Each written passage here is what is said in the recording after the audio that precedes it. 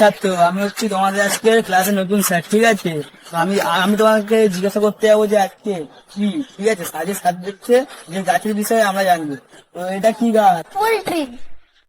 এই তুমি ইংলিশে কথা বলছো কেন? তুমি বাংলায় কথা বলবে আজকে থেকে, ঠিক আছে? কারণটা হচ্ছে যে আমি ইংলিশ জানি। I do not talk Bengali.